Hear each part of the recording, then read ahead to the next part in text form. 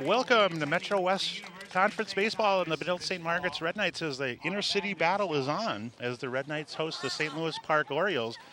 I'm John Fromm and happy to bring you the game today, this beautiful Wednesday, May 13th. The sun is out and it is senior day at Benilde.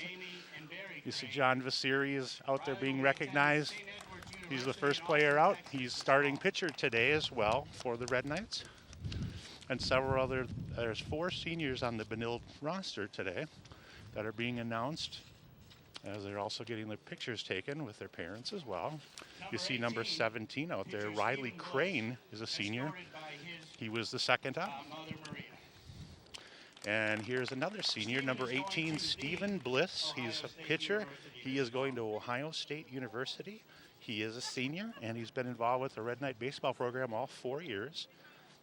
Congratulations to Stephen Bliss. The Orioles had their senior night program last week, where pitcher and first baseman Tyler Wyval. And here's his mom, Betsy. And this is Betsy and her son Tyler Wyval. Tyler's been a regular pitcher and first baseman. He's going up to UMD to possibly play baseball. He's a real good pitcher. And congratulations to Tyler. A very young Benilde-St. Margaret's roster this year, as they're starting generally 6 or 7 juniors. And they also are trying to get on the right end of the win-loss column as they get ready for section baseball. The section playoffs are going to start next week on Thursday, May 21st for both St. Louis Park and Benilde-St. Margaret's.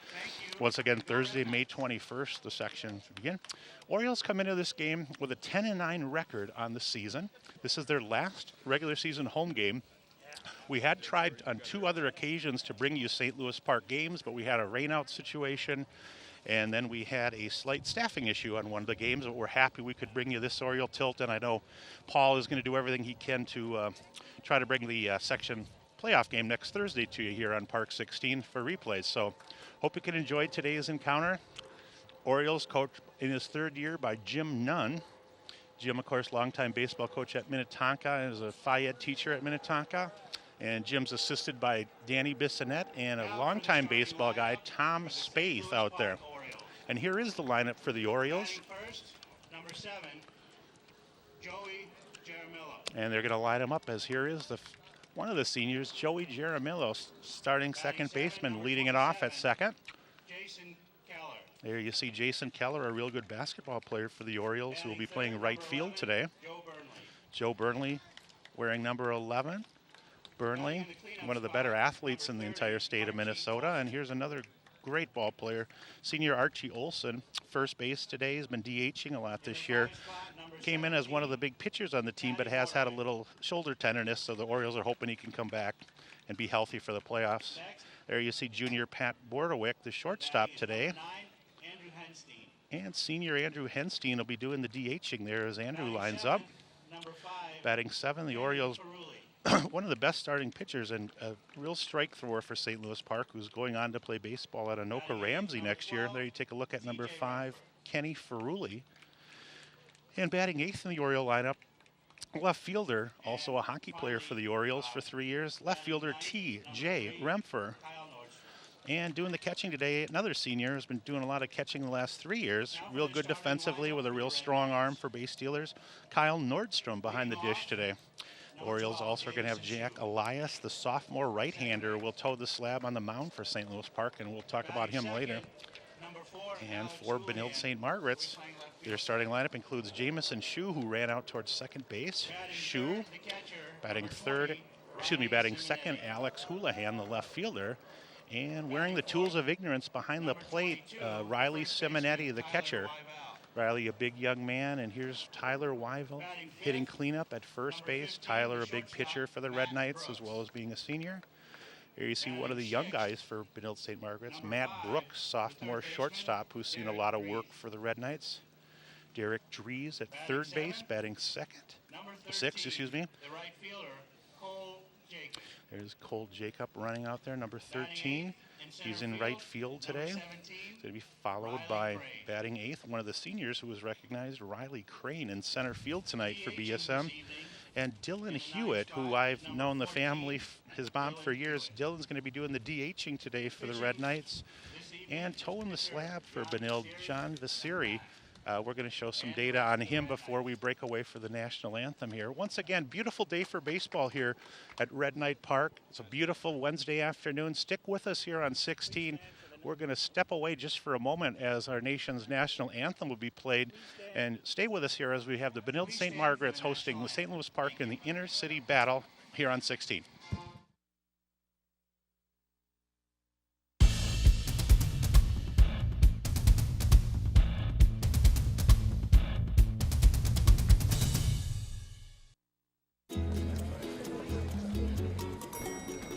Introducing a breakthrough in time management technology. A whole new day of the week. It's called Someday. Ingenious. Perhaps someday you are going to go skydiving. Enter a hot dog eating contest. Maybe ride a mechanical bull. Now, it's on the calendar. You may want to retire someday. Ready for that? You'll really want this. A My Social Security account at socialsecurity.gov. You can estimate your future benefits, plan for your retirement, and how to save for it. If you already receive benefits, you can manage them online. Millions of people already have a My Social Security account. In fact, someone opens one about every 6 seconds. Get yours today, because someday is here at socialsecurity.gov. Welcome back here to Park 16 as you take a look at the senior right-hander John Vasiri going to toe the slab today for the Red Knights. I've seen John pitch for years as he was a member of the Plymouth New Hope Little League program, and I got to see him pitch as a 10, 11, and 12-year-old. And I know he's a definitive strike thrower for Benilde, who will have a lot of balls put in play and definitely be around the plate all day long. On the season, if you want to look at John's numbers so far as a pitcher, he's officially 1-0, and he has a 2.15 earned run average, so 2.15 on the year in 13 innings. He's going to start things off as you take a look at the right-hander, and he's going to face another senior, St. Louis Park's second baseman today, Joey Jaramillo. Jaramillo going to take that wide for ball one. As I mentioned, the Orioles were really kind of similar situations that these teams are in, that the Orioles were in last year. Benilde pretty much junior dominated this year, where the Orioles had 6, 7 junior starters last year. So St. Louis Park definitively an upperclassman team, as I believe on the day. You've got the 10 position players, including the DH, 8 of them are seniors who will be playing for the Orioles. The series winds and uncorks, and a nice slide and stop by Riley Simonetti, the junior catcher for BSM. Open stance for Jaramillo. And a line shot hit towards shortstop. That ball hit hard. Nice squeeze and a throw over to Wyville, and you have a 6-3 putout. As nicely done there as Matt Brooks, the shortstop, retires a middle infield counterpart, and Joey Jaramillo on a nice 6-3 putout. As you take a look around the infield, you've got Dries, Brooks, Shue, and Wyville around the BSM defense. Houlihan, Crane, and Jacob in right. We talked about this junior Simonetti and Vasiri on the mound. Here's ball one thrown to senior Jason Keller. Mentioned earlier, Jason, a big basketball player for St. Louis Park, was a big contributor to the Orioles' success this year. And he hits that one high and medium deep center. That ball, a little tail on it, but a nice squeeze fighting the sun that time was Riley Crane, and Riley's going to squeeze that for the second out of the first inning here. Mentioned on the season, St. Louis Park comes in with a 10-9 record. Benilde-St. Margaret's with a 4-13 record, as both teams now in the Metro West Conference in year one, which of course includes Chaska and Chanhassen. Here's senior Joe Burnley, center field. Burnley going to take that fastball up high for ball one. The balls were put in place so quick I didn't get a chance to read the offensive statistics, but on the year, Joe going to take that fastball inside corner. On the year for Burnley, Joe coming in with a .346 batting average, 17 walks on the season, and 10 RBIs. Looks like, I don't know if he hurt his wrist on the take there, but he is holding his wrist as he was trying to come forward. I don't know, Paulie, if we have the replay of that, but on the take there, he was coming forward with his wrist, and he stopped his swing at the last second, and it looks like, as we're going to try to go to the replay here on this, see if we can notice anything. You see Joe with an open stance, uses that front leg a la Kirby Puckett, just you can see the break of the wrist that time and maybe too much forward momentum and strength that time. And he's definitely got some left wrist issues there, but trainer out there along with Coach Nunn. Great work by our photographer here today. We only got one photographer on site today, but Paul set up a couple extra cameras. So we mentioned Joe, a senior athlete for St. Louis Park. He's a young man that was shaped a lot by Derek Keller several years ago, former Orioles shortstop. Good to see that he's okay. He's taken a couple dry swings there. As I mentioned, he's pretty much been a varsity player since 9th grade and a full-time regular since he was a sophomore. Good to see that he's okay. The Orioles today donned in their black Oriole jerseys with the Oriole logo in striping. Mentioned Burnley wearing number 11.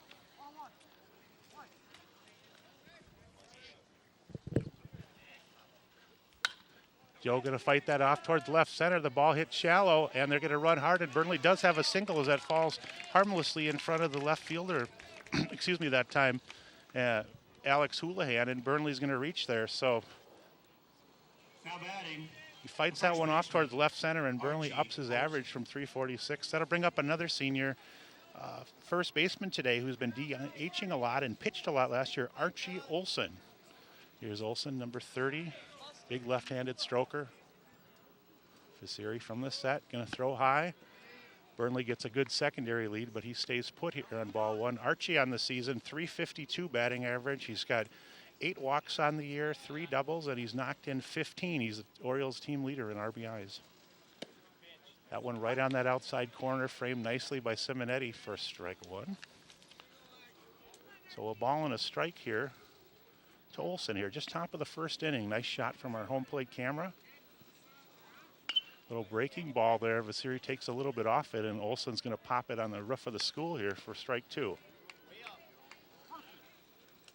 Archie had a nice junior season as well, as I believe he led the Orioles in batting as a junior.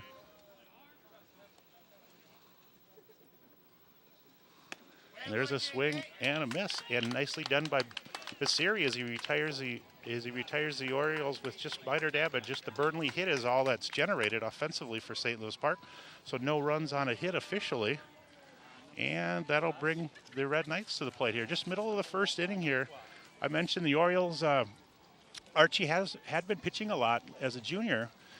You take a look at the Red Knights lineup again with Shu playing at second, Houlihan batting second in left field, Simonetti, the strong left-handed hitting catcher, number 20, batting third. Tyler Wyville, senior first baseman, who's done a lot of pitching quality for BSM.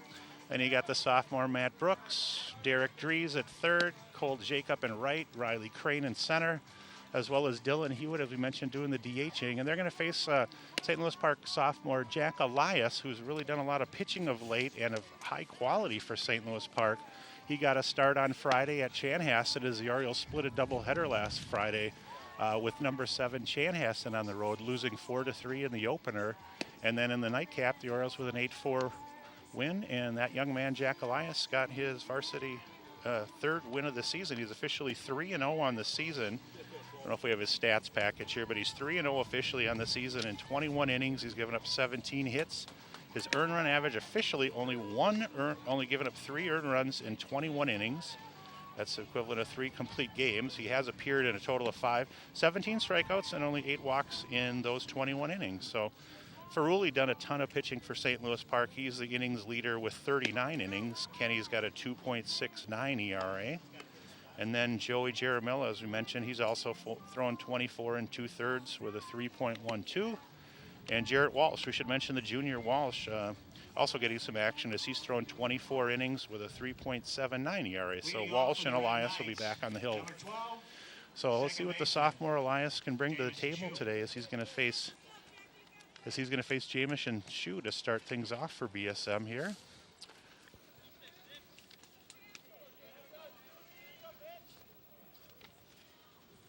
That fastball going to ride in just a tad here. Shu don't have official data, but what we did have show he was hitting 364 roughly for the games that we had quantified.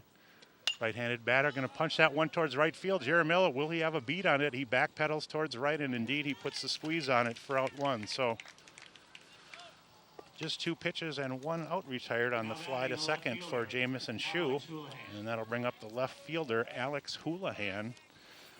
Apologize, we don't have correct data in terms of all the Benilde-St. Margaret's at-bats on the season, as we didn't have a correct induction of that. But we'll get you what we had for where they were in the season.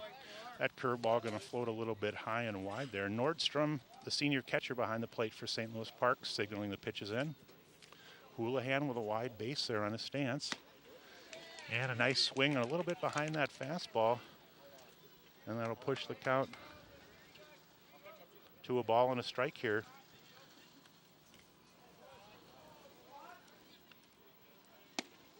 Way ahead of that off-speed pitch there, and that's going to make it 1-2. As we mentioned on the year, just Houlihan on the season, officially, we had him having a couple hits and 15 at-bats, but he's had 3 times as many as bats of that. There's a nice curveball, going to set him down for strike 3. So taking a little bit off it is Elias there, and Jack going to record his first strikeout of the game and second out of the first inning. And that'll bring up one of the big boppers in the Metro West Conference, junior Riley Simonetti, who's well known, growing up playing a lot of youth baseball here for years and years in St. Louis Park with a lot of these young men. Riley with a nice line shot towards right field as he takes that first fastball and turns on it quickly and lines it out to Keller in right. So no wasted motion by the junior Simonetti as he got one that he liked and launched it to right.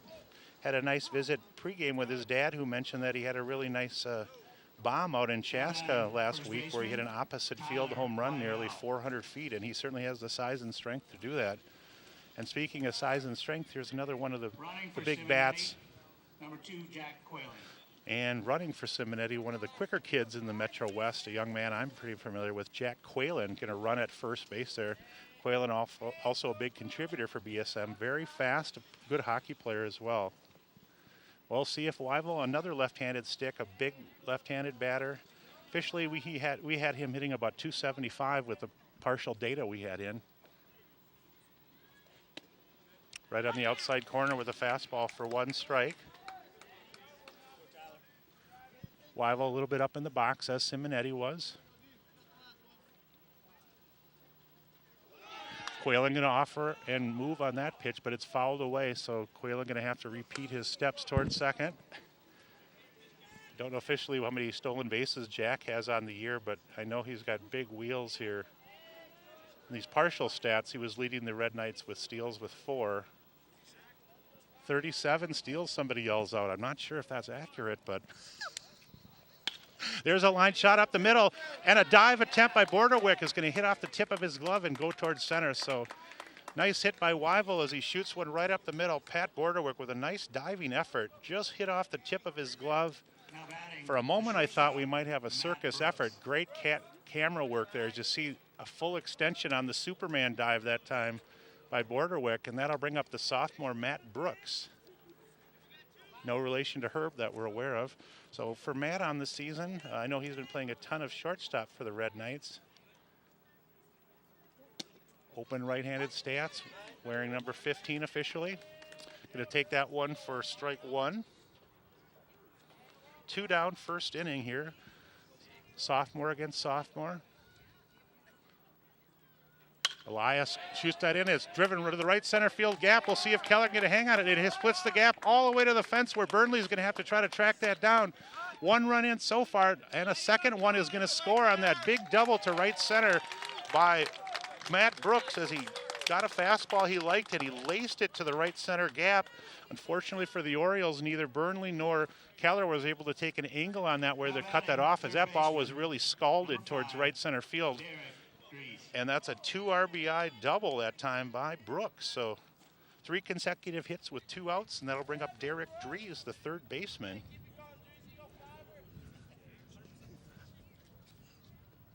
That one fought off towards center field, going to be a tough play. I don't think if Burnley's going to have a read on it. He does dive for it, but it falls, and that is going to be a single and an RBI on the Dries hit.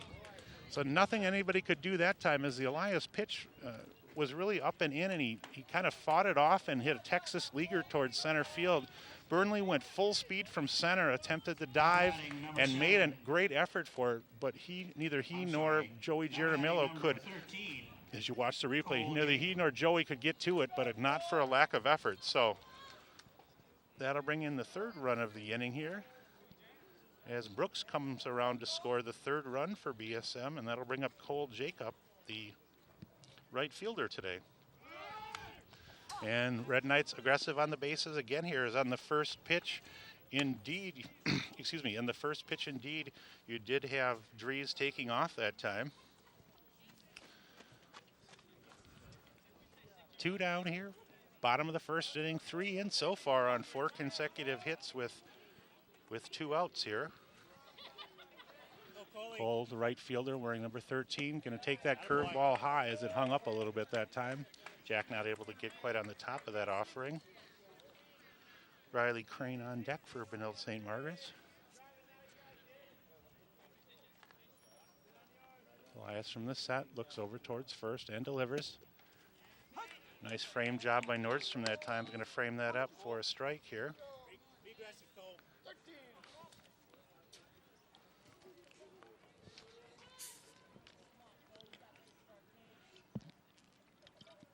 Little breaking ball, a little hangs high that time, but unfortunately for Cole, he wasn't able to get full extension and hold his weight back to drive through on that pitch. But it was a pitch that, if you're Jim Nunn of the Orioles, you don't want to see that breaking ball hung so high that time.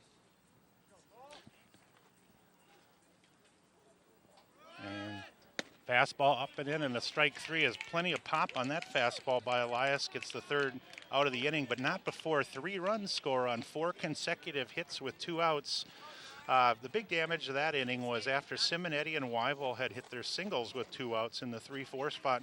Matt Brooks, the sophomore shortstop, hit a line shot to right center to drive in a pair. And then he was followed by Derek Dries, who had an RBI single on the Texas leaguer to center. And that'll put us through 1 inning here at Red Knight Park and give John Vasiri just what any right-hander would like, a little bit to work on. Should have mentioned officially, as the Orioles and Benilde are in the Metro West Conference, the Orioles officially in 4th place in the conference right now. With the new conference lineup, Chaska and Chanhassen are leading the conference. Chaska's clinched the conference already. They're actually ranked 2nd in the state of Minnesota in all the large schools, just behind Mounds View, and then Chanhassen was ranked 6th.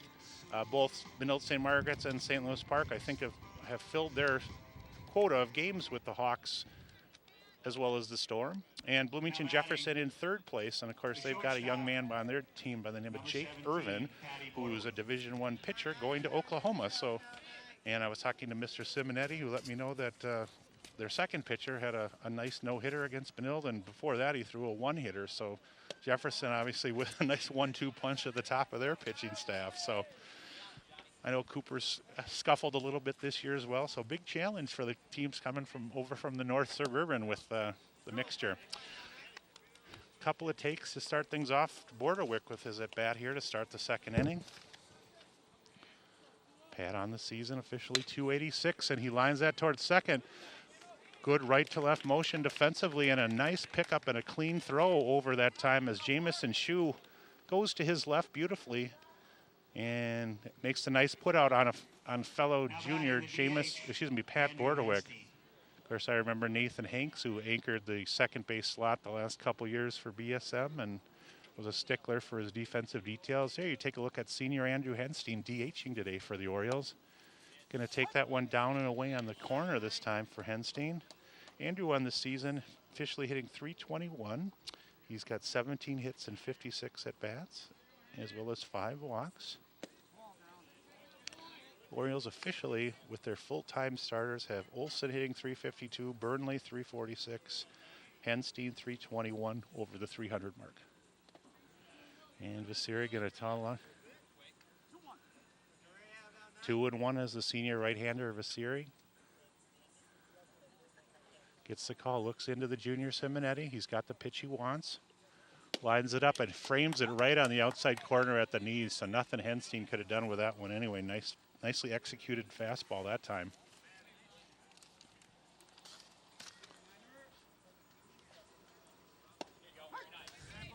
And there you got a backwards K as strike 3 on a called 3rd strike to Andrew Henstein. It's already the 3rd strikeout of the game, and we've only got 2 outs in the 2nd inning. And that'll bring up Kenny Ferrulli, who's no stranger to the young man catching today, as he and Riley Simonetti played ball for years together. Kenny, the Orioles' best pitcher, and the senior, Ferrulli, and he's going to shoot that one into right field, and it's going to drop for a clean single. Got it a little bit on the inside, but Kenny going to get things started with 2 outs with the Orioles' first hit of the day. For Kenny officially coming into the that at bat, he was officially 11 for 50 on the season with a .220 batting average, 3 doubles, and that'll push his numbers up.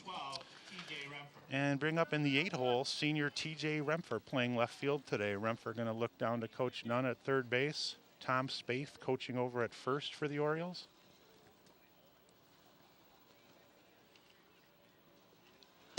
That fastball just a tad down and just almost nipped the knees, but a little low. 1-0 on Rempher. Ferrulli probably not a big threat to steal over at first, let alone with 2 outs here. We're going to hold him on there, and that fastball pushes inside, and Rempher works the count ahead 2-0 here. 3 runs on 4 hits for BSM. To start at the bottom of that throw over to Weibel, a little bit high, and a nice catch by Tyler. Ferrulli dusts himself off as he retakes his lead from first. That one down and away, and a nicely executed pitch on the 2-1 right on the corner there. And beautifully done at the knees there, so even if contact was made, it was probably going to be hit into the ground. Rempher, as you can see, slightly open stance. That one also on the outside corner, a nice swing by Rempher, but he wasn't able to catch up to the Vasiri fastball, and that pushes it to 2-2 here with 2 out in the top of the second inning. Take a look on Ferrulli, see if Nunn puts him in motion with 2 outs. He's going to stay put as Rempher going to take that to fill it to 3-2, and indeed on this pitch you're going to see Ferrulli moving at first with 2 outs. Vasiri looking in. Weibel going to back up and play behind Vasiri to give himself as much range as he can. That fastball just a tad inside, and Rempher takes it for ball 4. And good eye that time by Rempher, as he indeed could see that was a tad inside. So TJ Rempher adds a walk to his arsenal. TJ was coming into that at bat 9 for 45 on the season. And he gets another walk, and that'll bring up today's catcher, Kyle Nordstrom. Nordstrom really kind of a defensive specialist catcher for St. Louis Park. Officially 105 on the season. His batting average. Going to take that one for strike 1. Oh, he's got an excellent percentage of throwing out runners that have attempted to steal as well for St. Louis Park. I think somewhere in the 35% range on the season is what he's thrown out. So 8 out of 22, I believe. And that curveball in the dirt, nothing that Simonetti could do on the block attempt, and the runners are going to move to second and third. Vasiri followed through nicely on the pitch that time, but with the movement of the ball going right to left, Simonetti tried to slide out and block it, but it's going to be scored as a wild pitch in my book. So Ferrulli at third, Rempher at second with 2 out, and Nordstrom going to see if he can help his own cause. He's going to shoot that one to right field. Might be trouble as it's down the line. I'm not sure if that's fair or foul. Indeed, that scoots foul. It's kind of in no man's land there as all 3 Red Knights converged in right field and had a little powwow out there, but it did flow foul that time. Good effort on all their hands, and you had Jamison Shue might have had the best angle on that ball, but Cole Jacob shot over from right as well, and Weibel ran back. That one, just misses as he tries to shoot it right on the outside corner there. And I believe that makes the count 3-2 here. So full count. We'll see what Nordstrom gets. And, I apologize. It was 2-2, so that's going to push the count. So Nordstrom going to work the count here. Vasiri going to go from the windup here. And take that one low for ball 4. So Nordstrom gets a second consecutive walk for the Orioles, and that'll load the bases with 2 outs. No official damage at this point, and Riley Simonetti going to make sure he talks to his senior right-hander and settle him down and just remind him that nothing is lost at this point. Orioles going to pinch run for Nordstrom as junior, I believe that's Jarrett Walsh, number 19, running at first base. So Walsh, the pinch runner over at first base for St. Louis Park. And the Orioles back to the top of the order here. 2 outs on the second baseman, Joey Giaramello. Joey started the game with a ground ball to short, officially 0 for 1 on the day. Going to take that one right down Broadway for strike one.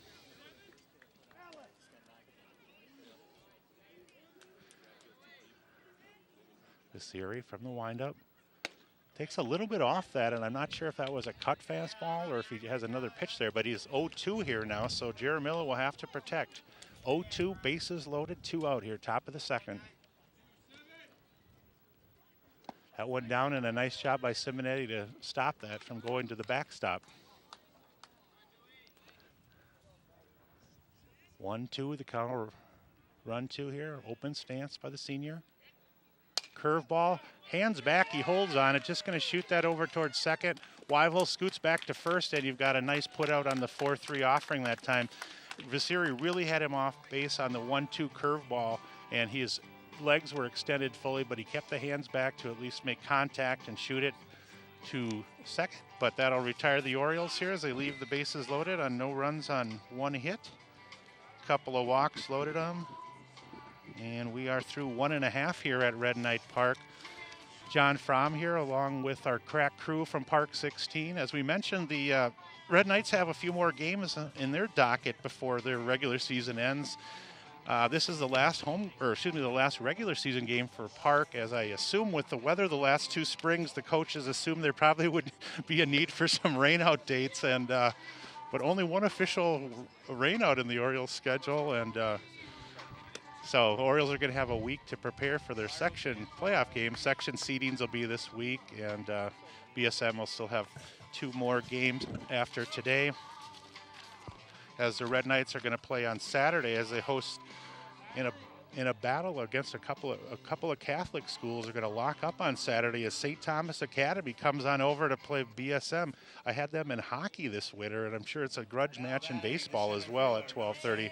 And then they'll finish next Monday as Robbinsdale Armstrong comes calling on Monday the 18th. So get things ready to start the bottom of the second inning this time. And here's Riley Crane, the center fielder. Crane going to take that fastball high.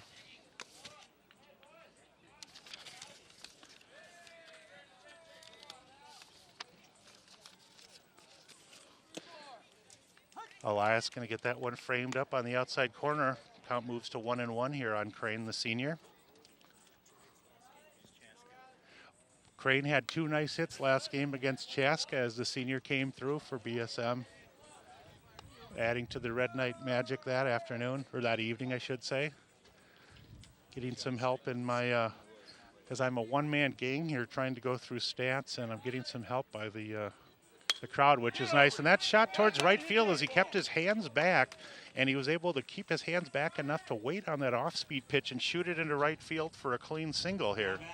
So similar to the swing that Joey Jaramillo had to end the second inning, both pitchers had thrown breaking balls, and the hitters were a little off balance with their front foot, but they kept the hands back long and far enough to be able to shoot the pitch into right field. So that'll bring up the DH today, junior Dylan Hewitt, number 14. As I mentioned, I know Dylan and his family, a big hockey player for BSM. Right-handed stance, going to square around and offer at it. Kind of lunges, the ball bunted, and Nordstrom going to go back and catch that. And unfortunately for the Red Knights, Dylan offered up at the bunt that time, and at the last second, he kind of pushed his bat forward a little bit, and that caused him to maybe lose a partial vision on that, and it popped it up. Nordstrom did a nice job getting the foul ball catch on the bunt attempt, so nice job for Nordstrom. And back to the top of the order for Jamison Shue. Jamison with a pop out towards second, and there you see Nordstrom does a nice job getting rid of his helmet and making sure he has vision on that. I'm not sure if there was a hit and run scenario on there or what, but Jamison Shue swinging at that offering as Riley Crane was off with the pitch. Again, you don't always know whether that was a hit and run here. Jim Nunn saw something he didn't like, and he's going to take a break out to the mound here, and manager Jim Nunn going to talk to Elias here. Not sure what kind of words of wisdom he has. Jim kind of primarily works for the pitchers for St. Louis Park. Tom Spaeth, of course, really the main assistant coach. Tom's a 64 graduate of the University of Minnesota, where he was a part of the Gopher baseball program. Long time in the Edina youth program. And then the other assistant coach standing over there for Park, Danny Bissonette, is a 2003 Oriole graduate who played at Gustavus. So Danny been around the program for 6-7 years now as a coach. Offers a little encouragement to the sophomore right-hander. Crane going to take his lead again. We'll see if he's in motion. He's going to stay put, and that ball fouled back this time by Shu. So a couple of strikes on Jamison Shu, the leadoff hitter, playing second base today for BSM. And as we mentioned, Jamison on the year, from the numbers we had, he was hitting .364 to lead the Red Knights officially from the partial data we had. And he's going to stay alive there as he fouls that one into the parking lot. Beautiful day here on Senior Day as they've got all the decorations and balloons out. Made sure to order some nice weather as the sun is out and a nice crowd on hand for both teams.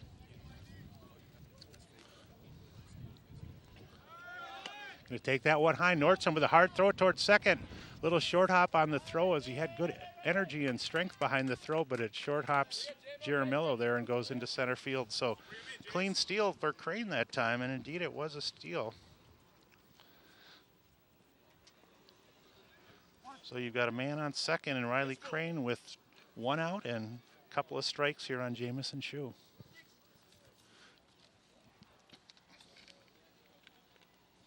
Curveball goes high. It looks like, just an observation there, it looks like Jack's having a hard time pulling down on his curveball that time, and he's leaving it high. So maybe something Coach Dunn will address in between innings here, as he's left several of the curveballs high. That fastball down and low, and it's popped up towards second. It's going to be Joey Jaramillo, got eyes on it as he shades his glove from the sun and makes sure he has a read on it and squeezes that for the second out of the inning. So Shu with a pop to second again, his second of the day, and that'll bring up the two-hole hitter, Alex Houlihan, the left fielder today. Houlihan went down on strikes in the first inning.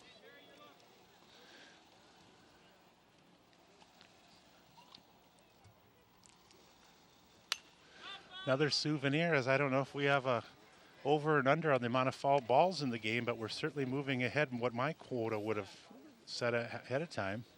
You've got Simonetti on deck, who had a line shot single, if Houlihan can reach here with two outs.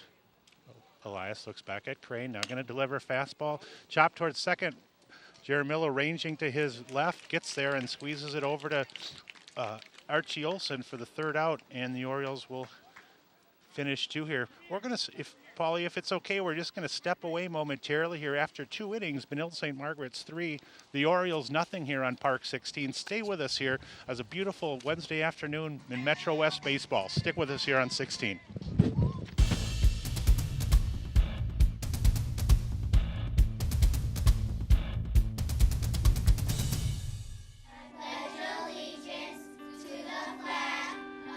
We grew up together. We believed in something bigger than ourselves. The military took me to one side of the world and her to the other. And even though she was always the strong one, when we caught up years later, I found out she had fallen on some hard times. It was her call to make, but doing it together made all the difference. When I see homeless vets on my route, I always think to myself, we both swore an oath to protect our way of life, to protect our community. With VA's hotline for homeless vets, I can get them connected with help to get them back on their feet again. VA's round-the-clock hotline can put veterans who are homeless in touch with the resources and support they earned through their military service. You have the power to help a veteran facing homelessness. Go to va.gov/homeless to print your walled cards. For veterans who are homeless or on the brink of homelessness, call 877-424-3838.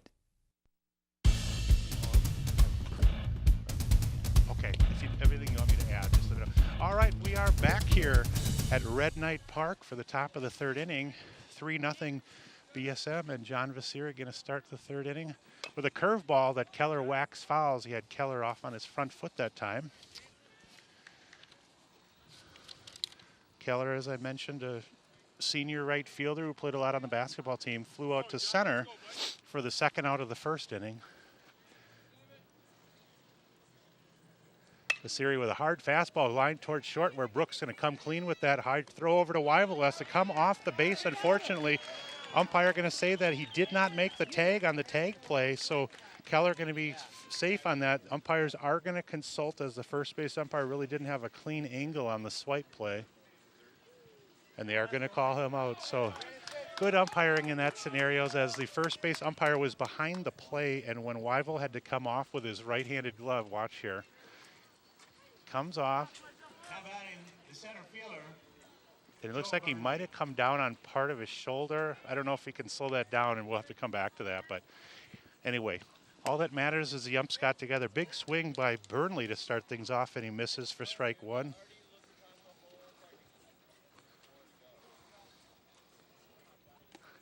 Joe going to take that down and away for ball two. Joe and several of the Orioles use the front foot leg kick a la Kirby Puckett or a la. We're going to take another look at that play if we can here. Here's the Keller ground ball to short. Brooks comes clean with a throw. Weivel does nice to come off. It looked like it comes down on part of the shoulder. I'm having a hard time seeing that as well, so even with slow motion. So I can imagine the first base ump had no angle to see that. So Joe going to take that for strike two as a count rides along to the senior center fielder at 1 ball, 2 strikes. Joe's still contemplating his college choice where he wants to continue his baseball career next year. Had a good career in terms of academics at St. Louis Park. And as I mentioned, a 3-year regular in center field. And he hits that high and deep towards left. It's going to blow possibly fair or foul. We'll see what the read is. And I believe just foul by maybe a couple feet as that hit the jet stream and went way over the bus down the left field line. Joe's got a smile, but he's kind of crying inside as he's. Yeah, he sure laid into that, and I don't know if the bus had insurance, but it went over the bus there, but it was just a tad foul when it hooked there. So you can see the strength that Burnley has there. Obviously, he's worked out a lot with Aaron McEachran in the last couple years at his facility, and going to take that just high. So doesn't touch them all for 4 bases at bat, but more importantly for the Orioles, he gets on base to get things going here with 1 out. First baseman Archie Olsen. And here's another young man with plenty of oomph in his stick, the senior Archie Olsen. Archie just recently made the decision he's going to continue his baseball career at Ridgewater Community College in Wilmer, playing for Dennis Bowe out there. And that one shot towards left center field. Hit well, but right on a line and right towards left field, and a nice squeeze that time by Alex Houlihan, who retires Archie for the second inning. Archie going to try to work through it. I'm not sure if he's going to be a pitcher and/or pitcher / first baseman in college, but he's got some options and good athleticism. That'll bring up the junior Pat Borderwick, shortstop today. Officially, he's 0 for 1 with a ground out to second. Olsen was 0 for 1 also in his at-bat as he had struck out in the first inning. 2 down, Burnley on first. We'll see if the Orioles start him moving with his wheels here with 2 down. Just kind of a normal size lead. Borderwick going to take that for a strike as well. Beautiful sunshiny day here at Red Knight Park. Don't even know if that's officially the name of the facility, but I am going with Red Knight Park. I guess I can do that since I'm on the headset and no one can tell me I can't, right? Yeah, Patrick and Borderwick and Riley Simonetti, good friends here. As we mentioned, Riley played forever in the St. Louis Park traveling program all the way through 9th grade. And most of the Benilde players, as well as the Oriole players, once the regular season ends and the playoffs, they'll be playing Legion ball, and they're in the same district in South Hennepin, so they'll see each other this summer for South Hennepin. Patrick just going to take that a little, just misses on the inside corner, so Borderwick also works a walk here with 2 outs, and that'll push Burnley down towards second base and bring up Andrew Henstein, who went down looking on strikes in the first inning, the senior Henstein. So just as they did in the first inning, the Orioles do have 2 on here, but unfortunately there's 2 outs with first and second. The Orioles left the bases loaded with 2 outs in the first inning. Asiri deals and right on the knees on the corner there, a beautiful pitch he executed for strike 1.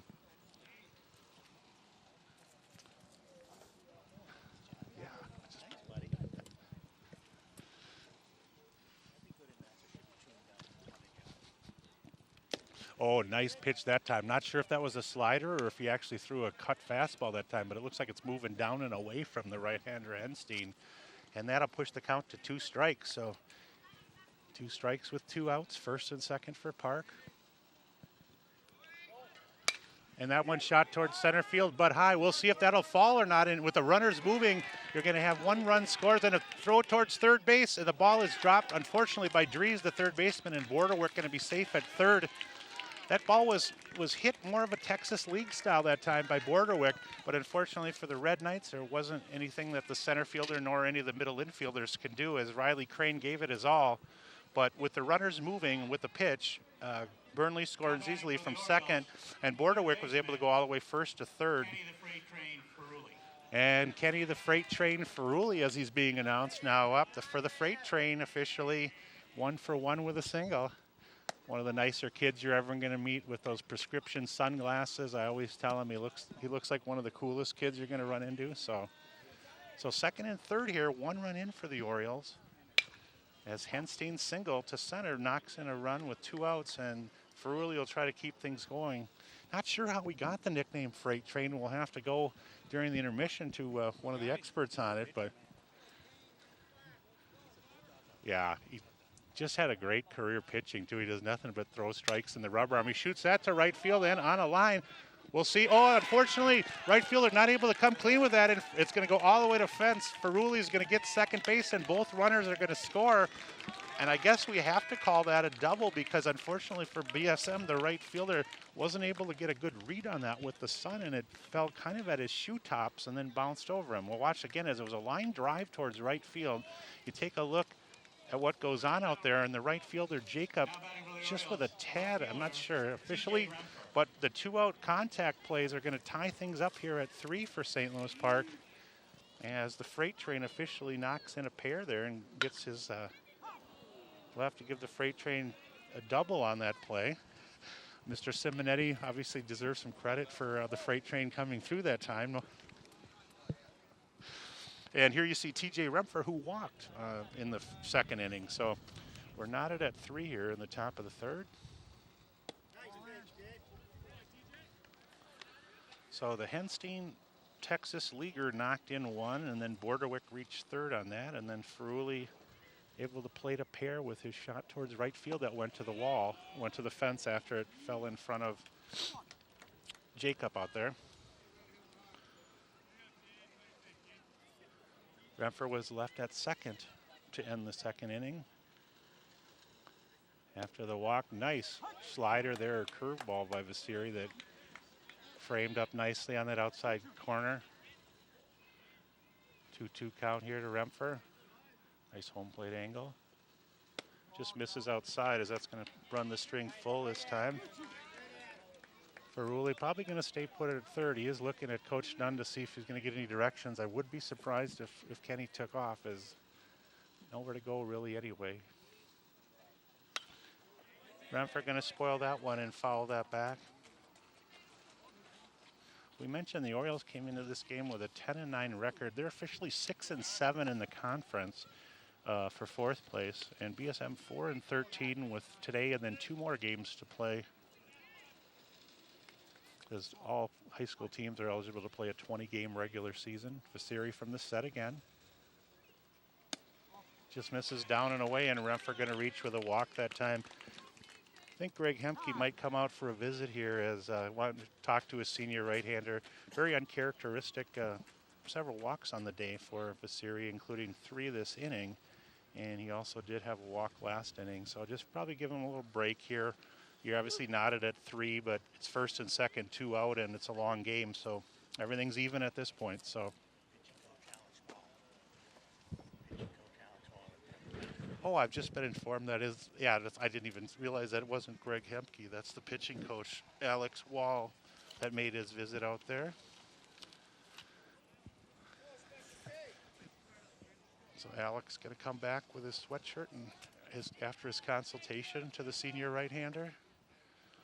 And that'll bring up Kyle Nordstrom, the catcher, who walked as well in the second inning. Inning started kind of harmlessly with the ground ball that Keller was called out on the throw from Brooks over to first, and then a walk to Burnley after the long foul home run. One taken high. Archie Olsen did fly to left for the second out, but then you've had a walk to Borderwick, RBI single to right to center by Henstein, the double to right by Ferruli. And Vasiri going to fake out his pitching comrade there. Nobody holding that time, but Ferruli scatters back to second. And then, of course, Remfer just walks. Nice job by Simonetti going left to right to stop that, to make sure the runners couldn't move up a base. And after Nordstrom, back to the top of the order with Joey Jaramillo on deck for St. Louis Park.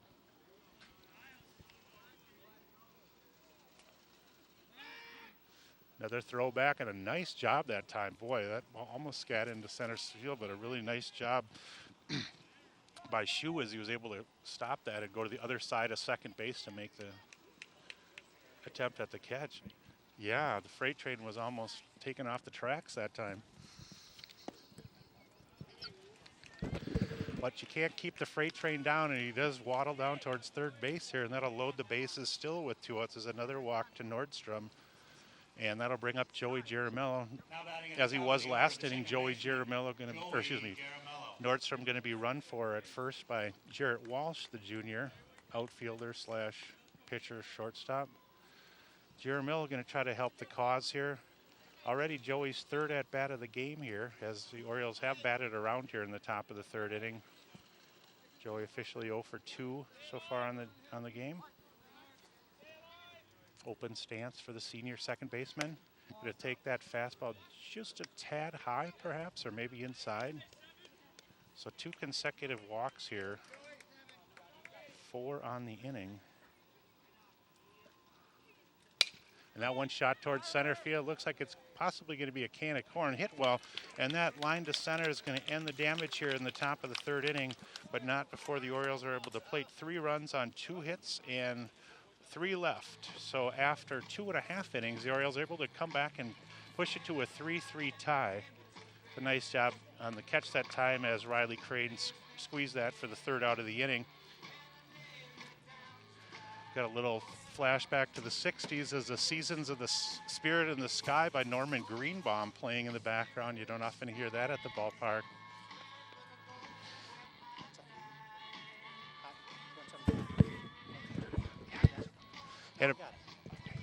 Yeah, we appreciate, and I hope all the St. Louis Park baseball fans will get a chance to come out, not this weekend, but next weekend. The big St. Louis Park annual Derek Keller Slugfest is going to occur all over the city next Friday, Saturday, Sunday, the 21st, 22nd, and 23rd. And there you see, I wanted to make a special announcement on this. Wednesday, May 27th, the Derek Keller Memorial Scholarship announcement will take place at the high school as part of the Senior Honors Night program. I believe 60 scholarships are going to be awarded. It's free to go. It's a whole night event for anybody in the community. St. Louis Park honors all their graduating seniors who've achieved IB status or AP class recognition, and we're especially excited through the Dugout Club at Park to be able to present this year's winner. Of course, Derek passed away not even 3 years ago after contracting leukemia in 2011 as a senior, and right after he graduated. So here's Simonetti to lead off the bottom of the 3rd, and unlike the first time when he saw a fastball, which he lined into right field, Elias going to start him off with a curveball for strike 1. Fastball up and popped up towards the roof of the high school, and that's so high that there's a lot of depth on it. Almost hits the, might have almost bounced out towards Highway 100, I'm not sure, after it hit the roof. So officially 0-2 here on Simonetti. We'll see what Elias chooses to do with the number 3 hole hitter.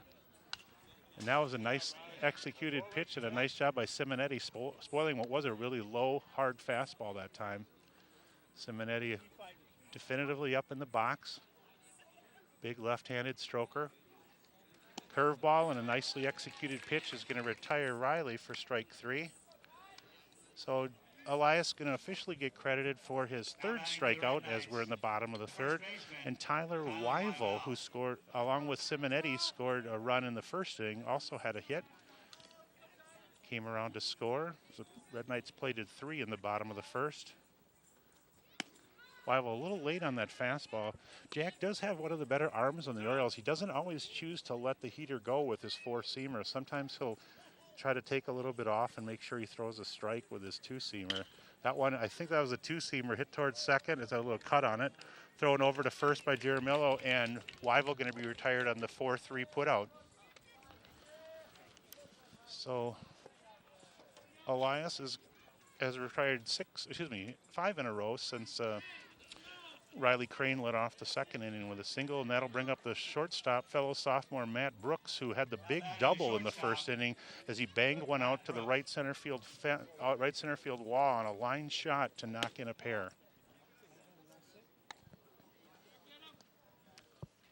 There are some perks obviously associated with this line of work, and I've been hand-delivered a treat, and that one's going to be popped towards center. I don't know if Jaramillo's got range on it, but indeed he does, and Joey works back and puts a squeeze on it, and a really fast 1-2-3 inning that time as BSM going to be retired. So I'll hardly have time to reflect back. And I was going to say, you see Joey ranging right to left. So 3 complete here, 3-3 after 3.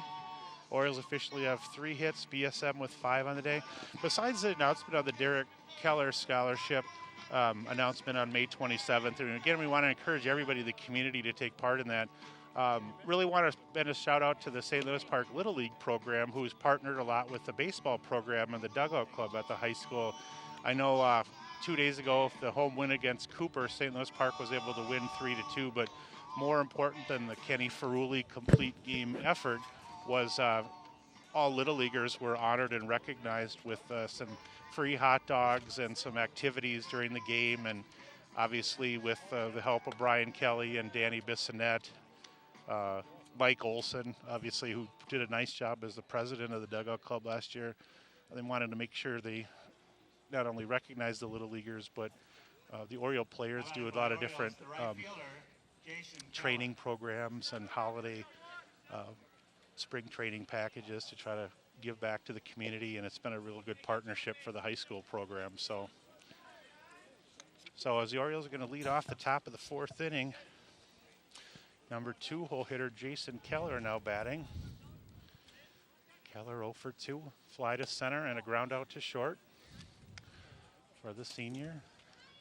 Real nice crowd on hand. I would anticipate we have somewhere in the neighborhood of 125 fans here today. That one shot towards center and a nice line single to start off the 4th inning, that time for Jason Keller. And for the first time today, the Orioles have their leadoff hitter on. So that'll bring up Joe Burnley, officially 0 for 1 with a strikeout and a walk. He did hit a monumental foul ball that cleared the buses last inning, but then he got a walk and came around to score the Orioles' first run for the senior. That fastball hit towards center with some height. We'll see. I don't know if that has enough carry.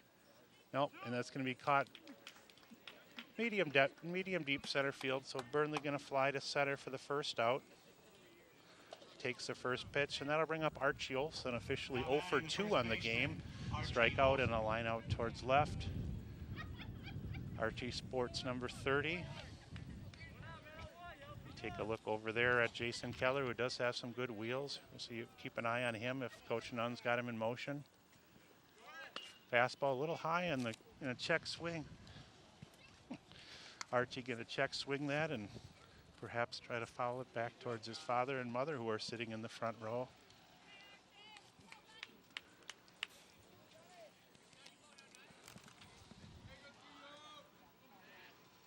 Siri from the set takes a good look, long look over at Keller, changes his motion, just misses with the breaking ball there. John always has done a nice job of changing his rhythm from the stretch to try to distract the runners and make sure they don't always hit the same rhythm. Kind of a short lead by Keller there, and he actually was working back towards first base, as I don't know if he was deceived by the home plate movement that time. But Archie with a big cut and a miss. He's got 2 strikes on him here.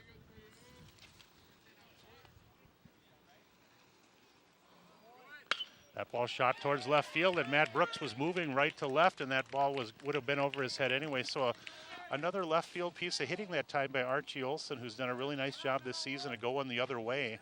And he shoots that into left field for a clean single. You see Brooks was moving as Keller was off at the pitch, and putting him in motion did make it a really a clean single. I think that would have been through anyway. So here's Bordewick officially 0 for 1 with a walk, and he scored the Orioles' second run last inning.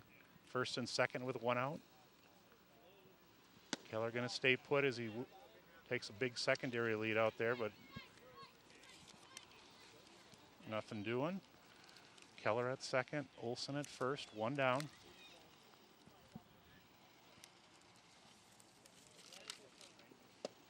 Open stance for the junior Bordewick, who's really shot up a lot the last couple of years. Pat's got to be almost 6 feet now as a junior. His brother Jack was, of course, if you remember, a 6'4" first baseman for Park several years ago. Going to take that one high. Big left-handed hitting first baseman for the Orioles. Not sure if Pat's primary love is hockey or baseball or which one he's hoping to do in college, but good bloodlines in the family, as his dad was a state tennis champion at Edina East. Had a nice chance to visit with his dad at one of the previous games, and that'll put the count to, I believe, officially 1-1. Yeah, Bob was a state champion tennis star in doubles at Edina East.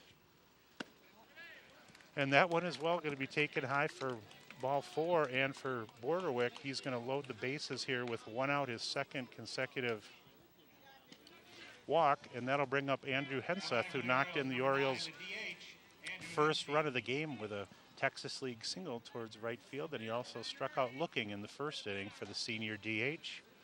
So bases full of birds with 1 out. Just misses down and away with that fastball. Gonna go from the windup here with just 1 down is Vasiri. Henstein, right-handed batter.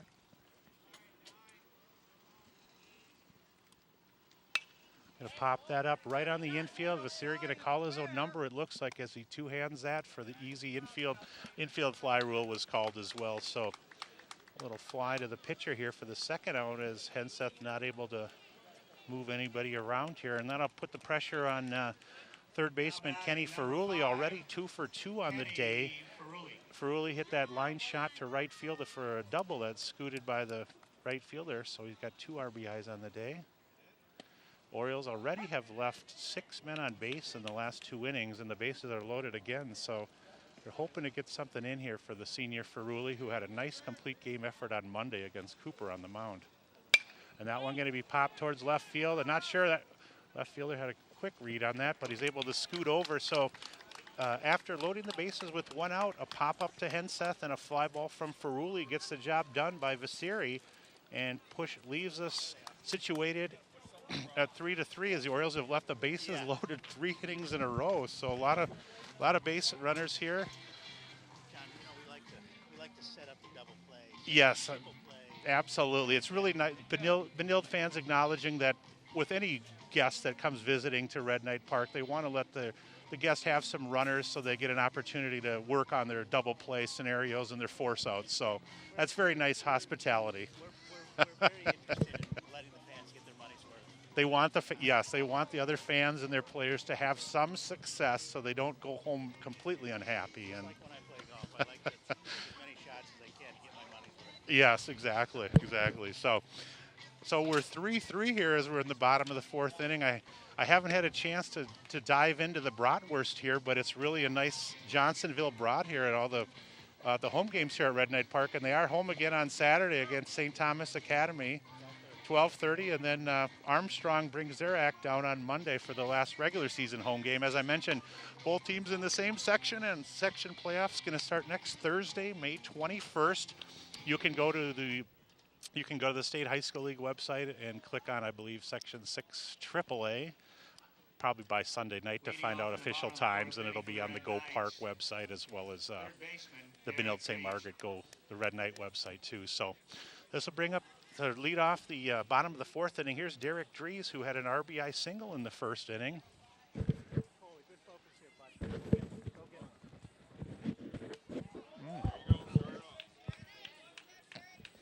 And Dries going to get hit by that first fastball, first hit batter to lead off the bottom of the 4th inning. I'll bring up Cole Jacob, who struck out swinging in the 1st inning. Batting the Red Knights, number 13, the right fielder Cole Jacob.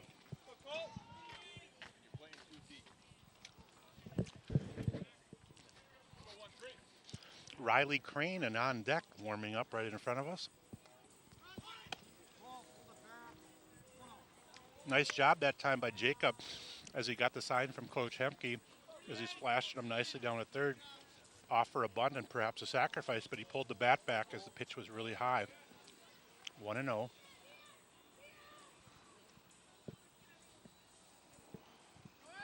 And he offers, oh, and that's an interesting scenario. The runner was, he offered for strike one on the bunt attempt, but then the runner on a partial delay still broke towards second. So I don't know if that was a bunt and run play or what did they? We'll have to take a look again as Coach Hemke flashing all kinds of signs known to man down at third base. So fast I can't even keep tabs on him. So that curveball really left high that time as Elias really got on the side of that pitch and wasn't able to get on top of it to pull it straight down. So Jacob here, 2-1 count I believe is the official count. Dries with an average lead over at first base, but he goes immediately. Throw down by Nordstrom right on the bag and a drop down tag and a nice execution by Borderwick on the tag.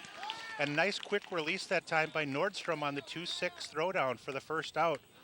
Just kind of an average size lead, but nicely done by Nordstrom on the quick release as Dries took off. Throw was a little high, but Borderwick did a nice job finding the bag, getting his feet lined up, and then dropping the tag down.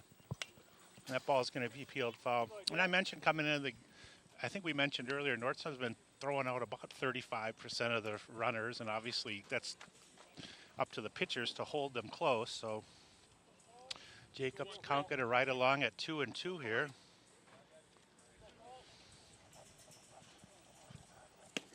Little outside, going to push it to a full count. So we'll see if that was an important play as the count has been strung out to 3-2 here to Jacob.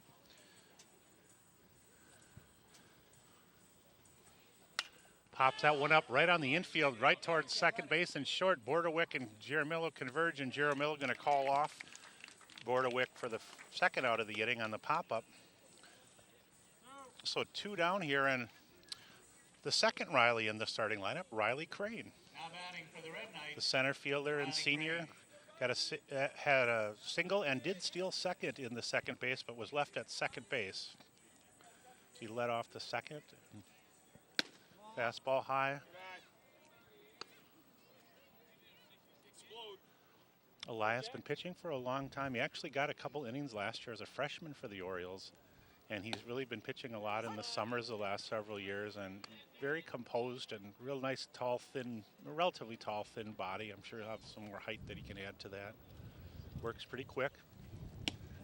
Just misses on the outside corner that time. Pushes it to 2-1 is the count. He doesn't waste any time putting peas in the shooter that time as he really throws quickly. That ball going to be hit towards right field and foul. Archie Olsen going to take a look, but the only thing that's going to hit is perhaps we do have an Abra auto body moment or perhaps a glass moment. Is that, not sure if we had a windshield moment there. So 2-2 to Crane here with 2 down.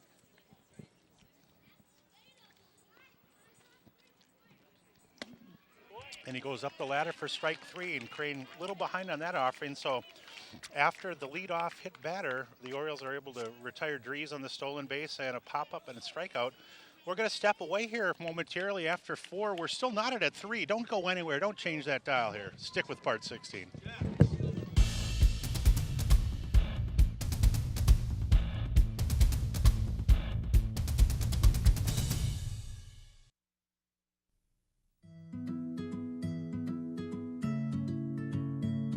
I'm 5'11", barely 5'4". I weigh about 170 pounds. Brown eyes. Blue eyes. Brown hair. Gray hair. I'm a baseball fanatic. I'm a wife.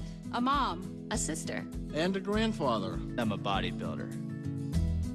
I'm a research analyst. Small business owner. Teacher. Dance fitness instructor. Film and television actor. I'm an office clerk. I'm a copywriter. I'm a veteran. I have a prosthetic leg. I have multiple sclerosis. I have lupus. Cerebral palsy. Post-traumatic stress disorder. I'm blind. And I'm working in a job I love. I love. Because I was given a chance. Because I was given a chance. To contribute my skills and talents. To show my disability is only one part of who I am. Who I am. Who I am. At work, it's what people can do that matters. For more information, visit whatcanyoudocampaign.org.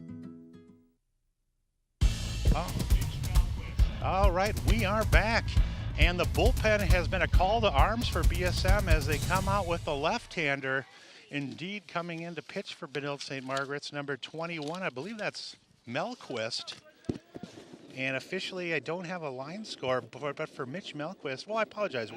Officially have him as 1-0 on the season. They've only got him credited with 3 innings and 4 earned runs, but I'm not sure how accurate that is. Renfrew going to bunt it back towards Melquist. The lefty fields his position nicely and goes clean to first. So Melquist challenged immediately, and indeed he pops nicely off the mound and retires Renfrew on the bunt attempt. Renfrew first official at bat as he had walked twice already. And that'll bring up the catcher, Kyle Nordstrom. Batting for the Orioles, the catcher. Nordstrom. One of the interesting things in this game is the 7, 8, 9 positions for St. Louis Park officially after 3 innings were 2 for 2 with 4 walks. So they had really been contributing with Veruli, Renfrew, and Nordstrom getting on base. So we'll see if Kyle can add to his on-base percentage. Melquist, pretty good arm there for the left-hander. Not sure what, I'll have to check and see what grade Mitch is in. He's another of the junior Red Knights, as they're literally breeding juniors over at Red Knight Village, as it's called, I think, in the hallways. So must be 10, 12 juniors, it seems like, and a couple of sophomores on the varsity. So that's really, yeah, it's only 4 seniors. So pitched in the Wayzata program. I believe he's a Virgo who likes long walks in the park. No, I apologize on that, Mitch. I don't know if you're a Virgo, but portly left-hander comes to the set. Nice to see him throwing right out of the set, too. And he's got plenty of arm there for a junior, yeah. To be left-handed and breathing, I always said. That's what there's such a need for lefties at all levels of baseball. And full count pitch by Melquist. Some good rhythm on that fastball. Just peeled foul. Is Nordstrom going to stay alive there? A lot of kids come from the Wayzata youth program. I think some from Orono that go to Benilde, and obviously some from Robbinsdale and Hopkins, and some from Park. But Edina, he just takes that one a tad low. And I guess Johnny Cash came up with the song "I Walk the Line," and he might have been referring to Kyle Nordstrom, who was 0 for 0 with 3 walks on the day.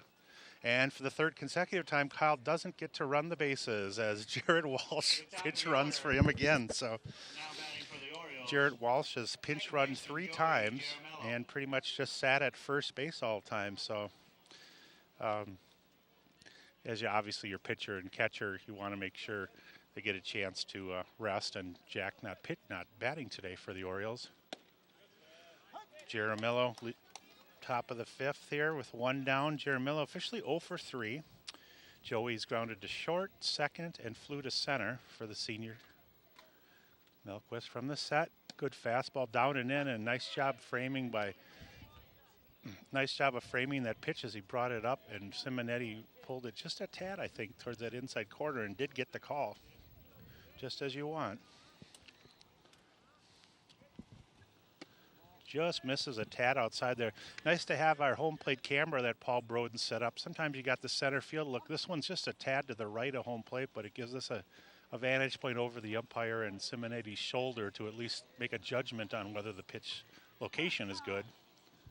Do have a time here, as indeed perhaps a bug in the eye this time for the Jaramillo.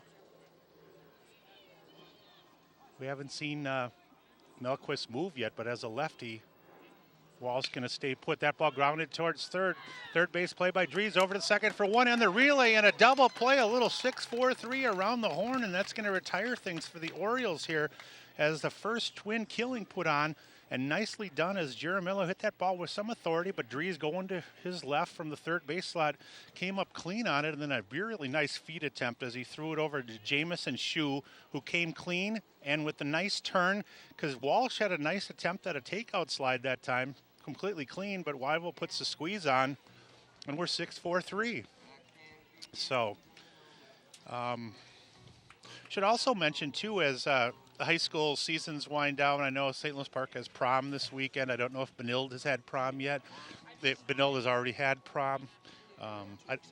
couple weeks ago. Okay, they like to get that over with, get it moving. So obviously you got section tennis and softball and then baseball coming up. So a lot of activities. Springtime's a great time if you're a sports fan. Really most of these games during the regular season, especially baseball and softball, are all complimentary, unlike a lot of regular season high school events. And then a lot of the section games will be played, I believe, at all local sites next Thursday for baseball. And then I think Parade Stadium in Minneapolis is going to be the site of a lot of the double elimination portion of the tournament. I mentioned Chaska and Chanhassen leading the conference in baseball.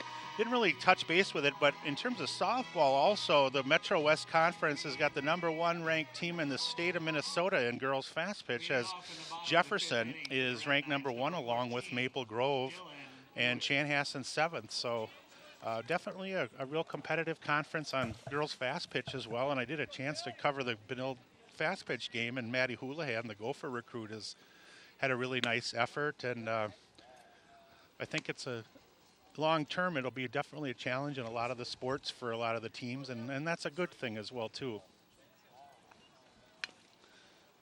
And you see Dylan Hewitt here to lead off the bottom of the 5th inning. Dylan on the bunt attempt popped up that was caught by Nordstrom as he attempted a sac bunt in the 2nd inning with Riley Crane on first, and it was caught.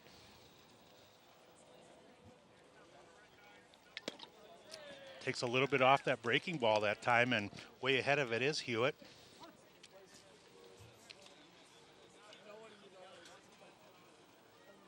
Elias, sophomore, looks in again. Nordstrom wanted that ball a little bit down. It got quite a bit higher, I think, than he would have wanted, but Dylan Hewitt did square it up. The timing was perfect as he fouled it straight back.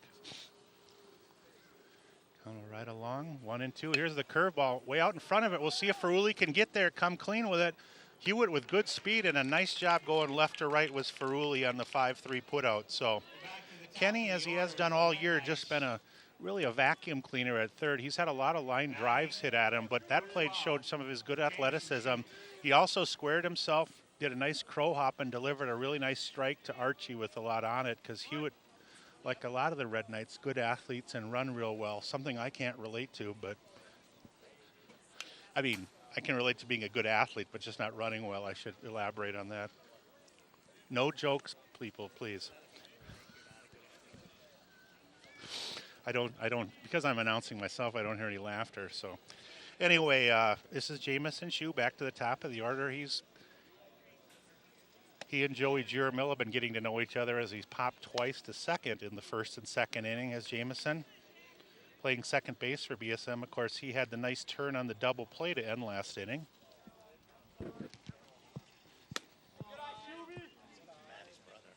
Oh, it is. Okay.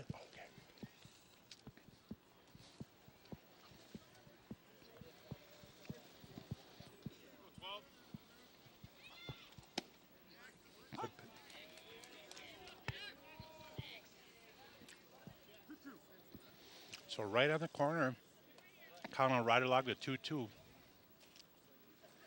With some speed, the fastball. And kind of pitching backwards at time is Jack Elias. Sometimes in 0-2 or 1-2 counts, he's going to go with the four-seam hard fastball, where other times a lot of the Red Knight players might be looking for the slower curveball or perhaps even the cutter. So varying his pitches, pitching backwards, and that's going to be the first time Shue has been down on strikes for the second out. And here's Alex Houlihan, swing and a miss for strike one. I mentioned the Red Knight softball team and Maddie Houlihan, who of course is going to the U of M to play fast pitch for the Gophers, one of the top 15 teams in the nation. Alex is Maddie's brother. So I don't know if Maddie credits all of her athleticism and skills to Alex or vice versa, but I'm sure there must have been a lot of pickup games and competition in the yard through the years. So Alex in left field today, 0 for 2 officially.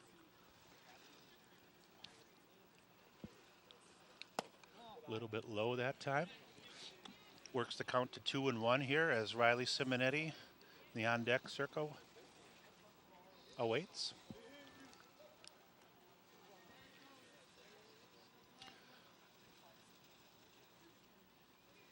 That ball hit hard towards short.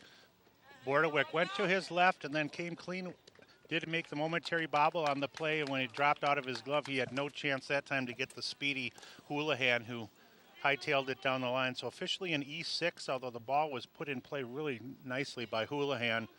If he comes clean, he's going to make that play, but it's a tough play for any shortstop. So with 2 down and a man on first, we'll see how the Orioles attempt to pitch the big banger, Riley Simonetti. Closed left-handed stance. You see a nice vantage point to see this at bat.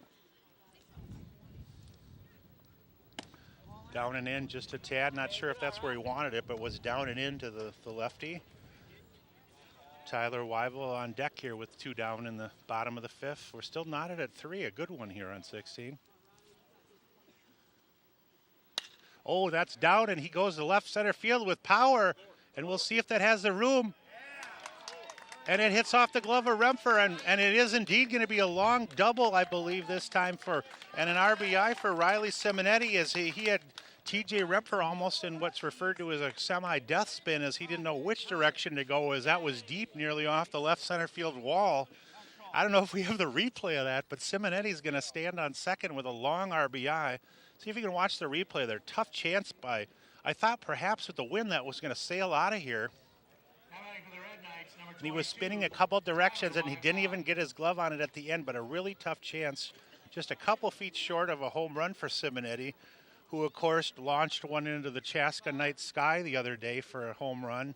And that'll bring up Weibel with 2 down. So that RBI double puts Benilde back in front, 4-3. Weibel will try to add to the cause. So just even with a man on first and 2 outs with the big Simonetti, and he's being pinch run for as the catcher going to be run for out there by number 7. Nick Janae, no stranger to, no stranger as his dad Dan and I played a little bit of baseball and hockey growing up. So Nick Janae running at second. And we pop towards the dugout, and right on top of the dugout, or the school this time. Ooh, a hard shot. I can only imagine how many balls are on top of the building there. I don't know if the janitorial staff makes daily trips up there, but I certainly would like a key myself so I could add to the ball collection. So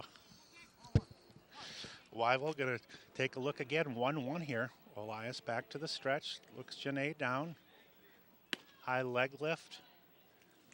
A little high with that breaking ball offered, so it's going to push it to 2-1s with the sophomore Matt Brooks in the on-deck circle, who knocked in a pair with a 2-run double in the first inning. Big left-handed batter, Weibel, who's mentioned is a quality pitcher. Misses with that high fastball. And for the first time in a couple innings, a 3-ball count, as it's 3-1 for Weibel, and you can probably rest assured he's going to get a fastball here.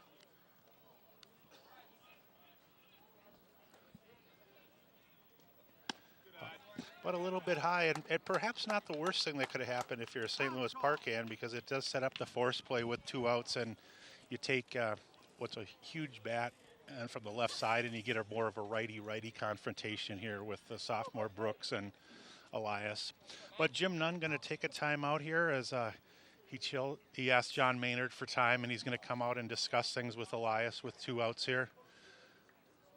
If you just joined us here, Benilde-St. Margaret's kicked up their heels early in this one, as with 2 outs in the first inning, the Red Knights exploded for 4 consecutive hits by Simonetti and Weibel, and then the 2-run double by Brooks.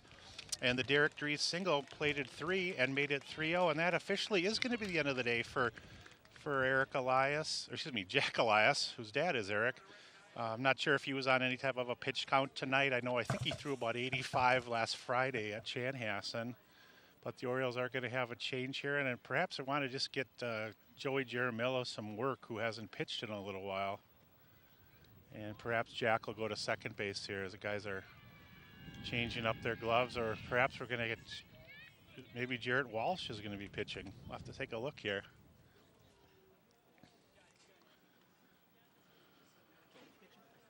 I think Joey Jaramillo is going to pitch. Yes, indeed he is. The senior Jaramillo going to come in for Park with 2 outs in the 5th. And I believe Jarrett Walsh is now going to second base. So Walsh has now entered the game. So Jarrett Walsh now in at second base. And Joey Jaramillo moves to the mound. And Elias, of course, now out of the game. Number 19, Jared Walsh. And for the right-hander, Jaramillo, the senior, I'll give you his line score on the year in terms of... oh, thanks. Appreciate it. Thank you. There you take a look at the right-hander. I'll officially give you the line score on Jaramillo for the season once I shuffle through about 15 pages.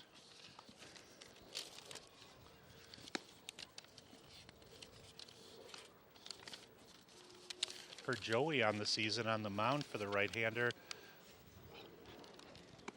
Joey officially on the year. 2-2 on the year in 24 2/3 innings. Joey has given up 25 hits, so a hit an inning.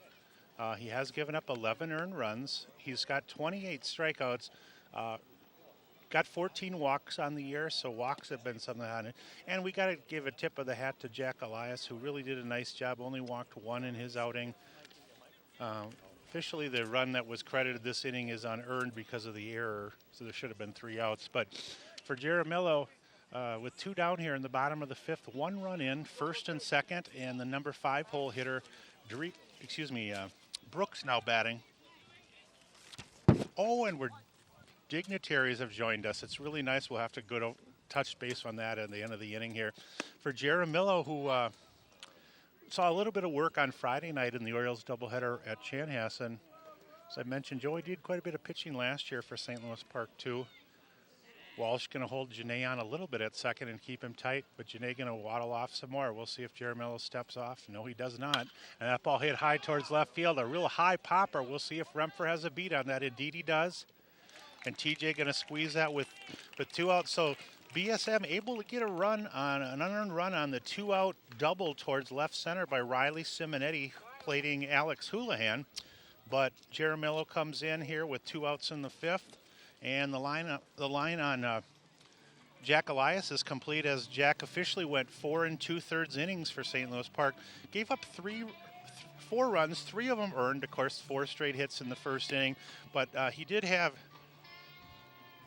5 strikeouts and only 1 walk in the day, so something to really build on. Again, another quality outing for the sophomore Jack Elias. Anytime you can go 4 2/3 with only 1 walk in any level of baseball, 5 punch-outs, and as we mentioned, except for the 4 straight hits in the first inning, he retired, I believe, 6 straight to end the second and third inning, and then he had another streak of 4 straight. So, and he would have been out of the 5th inning without any damage. So, Melquist still on for his second inning for the Red Knights, and good to have some of the Red Knight alumni still present as different people have stopped down to watch the Benilde-St. Louis Park Civil War, as it's known, the intercity battle for Highway 100. Obviously BSM on the east side of 100 and St. Louis Park on the west side. I don't know if the winner might get the Minnetonka Boulevard remnants of the bridge or if there's any gift that the winning team might receive, but as we get ready to start the 6th inning here, a couple quick pitches by Melquist missed there for the 2-0 count on Jason Keller. Keller 1 for 3 on the day with a single last at bat.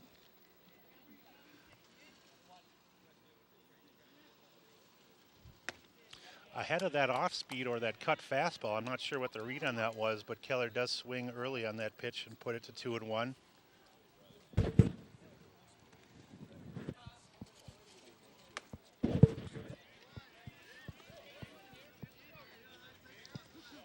Just 7 innings, of course, in high school baseball. So this inning and 1 more. All the Orioles have to get back in it here.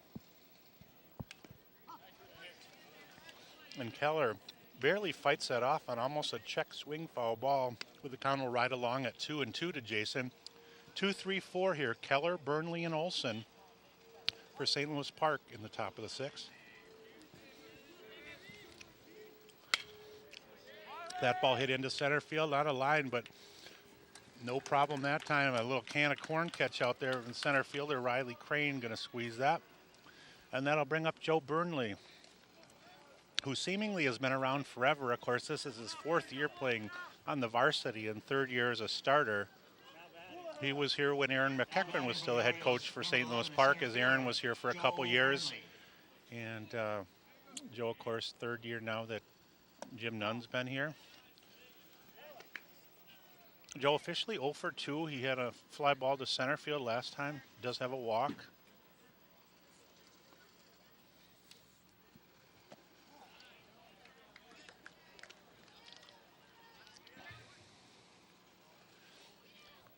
Wide base on the open, somewhat open stamps. He'll close it with the leg lift. That one popped foul off the screen back here. Crowd just continues to build at Red Knight Park as dignitaries such as Joel Racchini have stepped on down, who obviously have had kids in the program. His son Christopher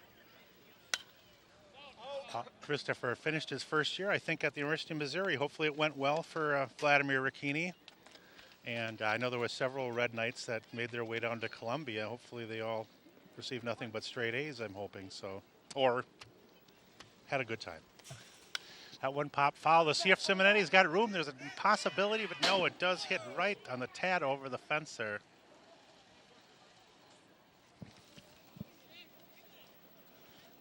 So Joe continuing to feed the monster with foul pop-ups here. And the count going to ride along at a ball and 2 strikes.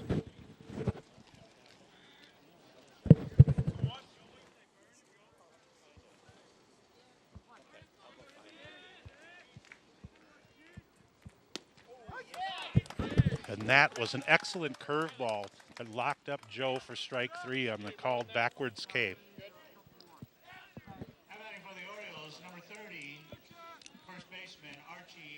Nicely executed pitch, as after repeatedly fouling off 2 strike fastballs, he went to the curveball, but he started it way outside and it clipped the outside corner for strike 3, and Joe couldn't pull the trigger. And that'll bring up Archie Olsen, who's 1 for 3 with a single, was left at second base in the 4th inning.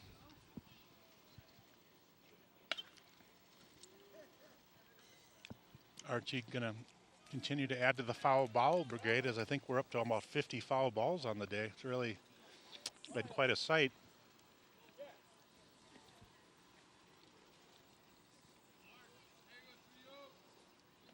Goes for the curveball that time, but leaves it low, which is where you want to leave it. So count will move to 1-1 for the senior Olsen. I mentioned Archie's going to Ridgewater Community College. Didn't have a chance to discuss, but Kenny Ferrulli also going to continue his baseball career. He made the decision after the recruitment process that he's going to take his talents to Anoka Ramsey Community College, which has been a good feeder program for a lot of state schools, 4-year schools. So he's going to play at Anoka Ramsey next year. Archie hits that hard towards first. Wyville, no problem. And he's going to take it himself for the 3rd out of inning. So 3 unassisted. And the Orioles go 1-2-3 in the top of the 6th. And Orioles will be left with one more opportunity here as Benilde will come to bat in the bottom of the 6th. I was going to mention, though, so Kenny's made that decision. And I did check with some of the Red Knight faithful. We weren't able to get a confirmation on what Tyler Wyville or some of the other young men, if they're continuing their baseball career. But we'll try to get that for you by the end of the game, and I'll get back to you on that. I think Tyler's the only one right now. Okay. Tyler's going to go to UMD, and he's going to try and make that team. I did receive from a really credible source, somebody really close to the BSM program, Mr. Simonetti, that indeed Tyler Wyville for BSM. There you take a look. Joey Jeremy, appreciate you putting that up, Paul. So Archie going to go to Ridgewater, Kenny making the commitment to Anoka Ramsey, and Joey going to go up to Moorhead State. And I'm not sure if he's going to play ball with the club team or if he's going to go. And obviously Joe Burnley is another senior looking at some options. So, and I know Joe is going to make a decision.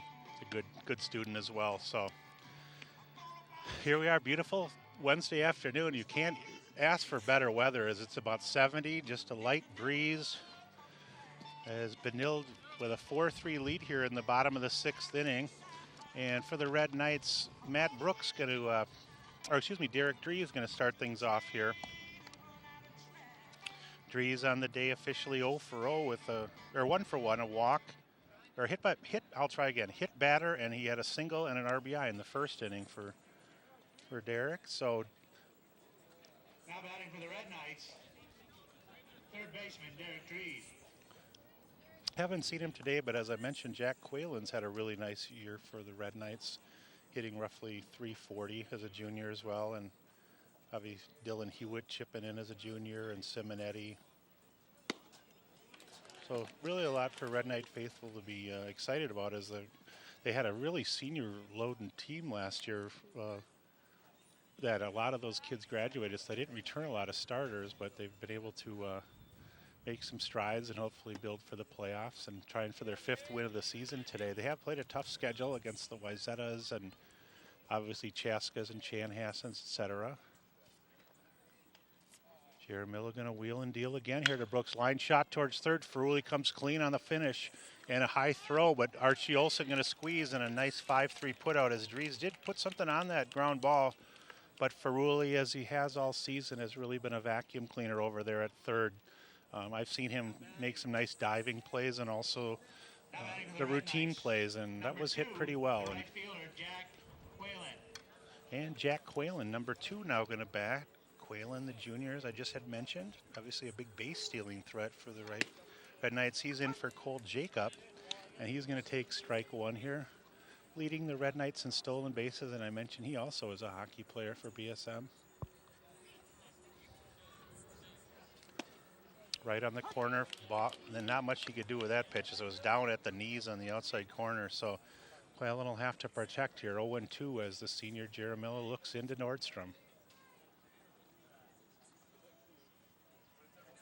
Curveball, and he does offer for strike 3 there. So a nice pitching sequence that time by Jaramillo, and he's able to retire Quaylen for the 2nd out of the 6th inning here. And that'll bring up Riley Crane, the center fielder, 1 for 2 on the day. Cole Jacob was officially 0 for 2 on the day. So 2 down here in the bottom of the 6th. Thanks for joining us here on Park 16 for Metro West Conference Baseball. Crane going to take that up and away for ball 1 to start things off. That one, a high fastball hit towards left field. We'll see if Remper has a beat on it. Not able to get in there to get it. So Crane, with his 2nd hit of the day for the senior on senior night, delivers another single.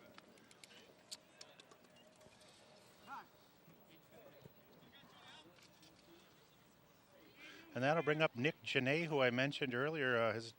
His dad, Dan, actually went to high school at St. Louis Park and was one of the hockey captains, graduating in '82. And I know Nick's been playing hockey and baseball forever. So Nick, few hits on the year. Not sure his official line score, but he did pinch run a couple innings ago and enter the game here. And he is batting in Dylan Hewitt's spot. Dylan officially was 0 for 2 with a foul out and a ground to third. Janae, right-handed hitter, as indeed Crane with a nice size lead off first. Swing and a miss. We'll see officially 1 for 2 in stolen bases on the day are the Red Knights, as 2 innings ago Derek Dries was gunned down, but earlier in the game Crane did have a successful steal of second. He's got a big lead at first. We'll see if they send him. That breaking ball left a little bit high towards Janae, and the count will ride along at 1-1 here. Crane being held on by Olsen at first. Jaramillo with a long pause. Indeed, here goes Crane. Ball shot towards right field, high, down the right field line. Almost in no man's land. It is going to go foul, though. So similar ball as we had earlier in the game, where the second baseman, right fielder, and first baseman weren't able to converge, and it did go foul. So Crane, who was moving on the pitch, is indeed, I don't know if they called a hit and run or if it was a straight steal, or there's even different sequences where you can call a steal and hit, depending on the scenario. But he was off with the pitch and a good-sized lead. 1-2 the count here to Janae. That cut fastball, I believe, goes high for a 2-2 count. And 2 down here in the bottom of the 6th inning.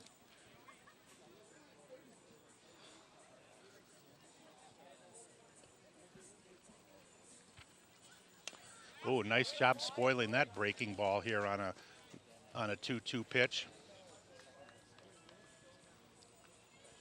As I mentioned, both of these teams in Section 6 AAA. Benilde started the season as ranked 15th in the preseason rankings.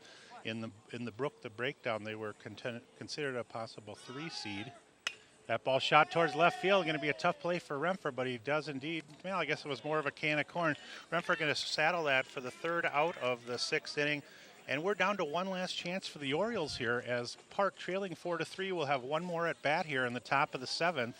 to try to get their last win of the season. As I mentioned, Park 10-9 on the season, trying to ensure they have an above 500 record.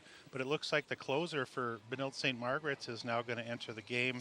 Because indeed you have number 18, Stephen Bliss, the big power pitcher, the right-hander Bliss, 10 innings on the year. Does have 7-8 Ks officially. Big, strong build and plenty of gas in the tank that time as he's got a good fastball. But as I mentioned, Benilde and St. Louis Park in the same section.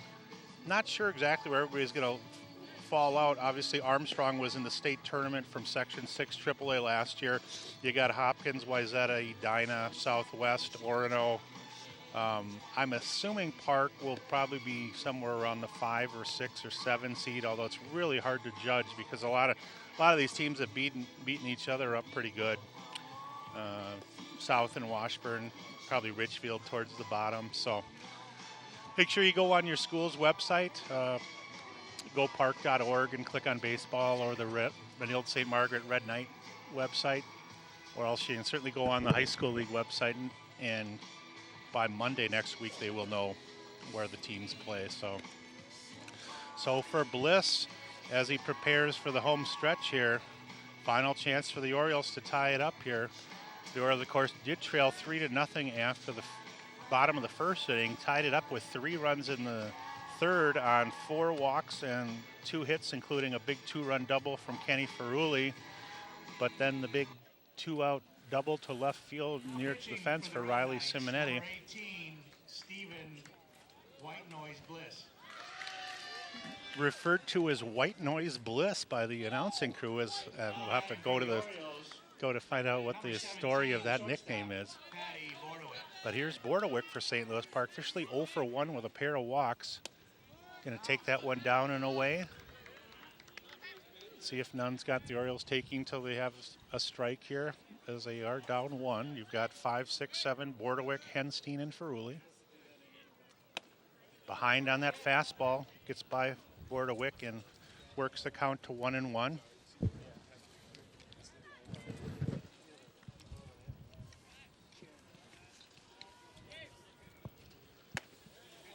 Behind that one as well as the heat has been delivered by Bliss, and Bordewick going to have to tune up the speed of his approach here. We'll see what he goes to with a 1-2 count.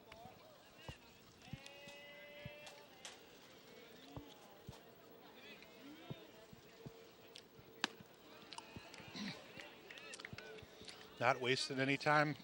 They called a fastball again, and Riley had it go up the ladder that time, but Bordewick did not offer. Riley looks in for the signal. And he beats him again. 3 fastballs, and he gets the strikeout to Bordewick to start the top of the 7th inning here. That'll leave it up to Andrew Henstein and then Ferrulli in the on-deck circle. Now batting the DH, Andrew Henstein. Henstein 1 for 3 with an RBI single.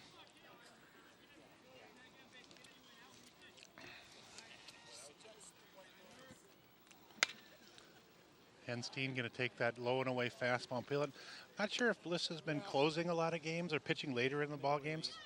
Middle relief, kind of a later inning choice, I understand, from consulting with.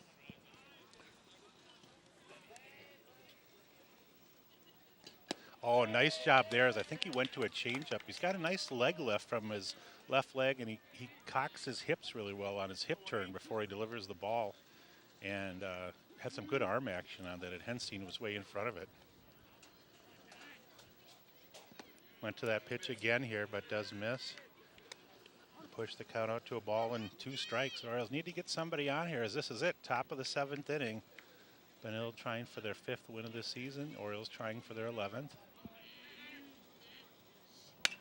That fastball nicely caught up on as that was almost right by him, but Henstein did get a piece of it. Orioles might need to think about perhaps choking up just a tad or moving it a little backward in the box just a tad.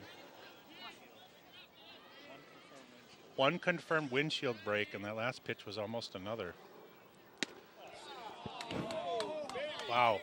And that one, and we did get 1 windshield in the softball game, Paul was telling me too, so nothing new here at Red Knight Park. I think Bliss really wanted that inside fastball. Henstein did take it, and we're at 2-2. Oh, and it looked like he went to a curveball change. They're going to check down to first. I'm not sure. And they're going to say no on that. So, wow, thought he potentially offered on that. But Henstein gets the benefit of the doubt, and that'll make it 3-2 here. So I would assume Bliss will go with a fastball, not wanting to put anybody on here. And he does a nice job of peeling that off, getting around on that as well. So